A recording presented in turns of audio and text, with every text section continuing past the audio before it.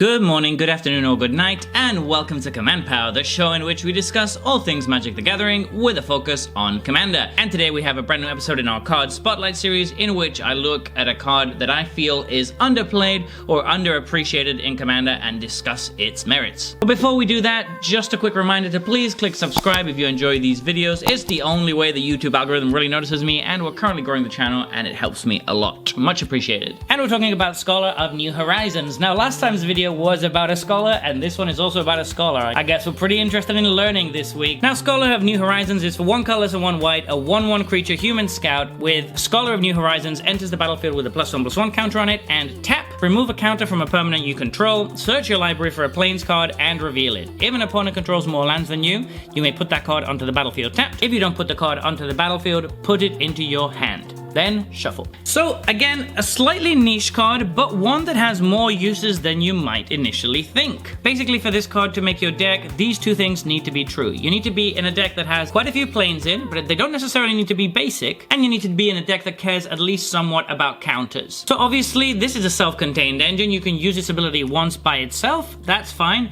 but we want to be using it as much as possible because that's how we can get the most value out of it. What I think people miss about this card and why it is only in 1% of decks is that they don't really realize that it's straight up card advantage. Every turn you're up a card with this, and you don't actually need to ramp for it to be worth it. Obviously, if you ramp, that's even better, but it's not necessary. Getting a land into your hand is filtering cards out of your deck, and it's still drawing you cards, so it's pretty sweet. So if we want this card to be better and we want to go a bit deeper with it, we need to have a deck with quite a few counters on it. So this can work really well in any deck centered around counters. I have it in my Falco Spara deck, and it's really sweet there. But a crucial thing is that it doesn't necessarily need to be removing +1/+1 counters. It can remove any counter from any permanent, so that opens up quite a few interesting synergies. You could remove -1/-1 counters from cards with persist, such as Kitchen Finks or Glenelendra Archmage, so you can keep resetting them and keep using their abilities or their ETBs over and over. Or you can even use it, which is one of my favorite ways to do so, in a deck with a bunch of sagas. This can remove a counter from the saga, thus stopping it from sacrificing itself and then resetting it back to a previous stage. If that's what you want, you can keep using the same saga over and over, and that's pretty solid.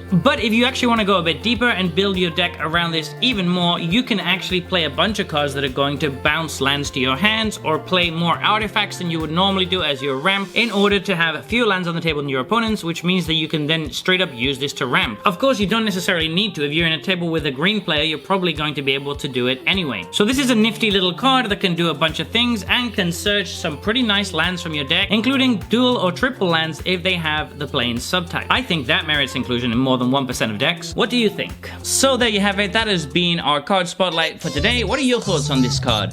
Let me know in the comment section below. I read all comments and respond to all of them too. And if you enjoyed this video, don't forget to click like or subscribe. It really helps the channel.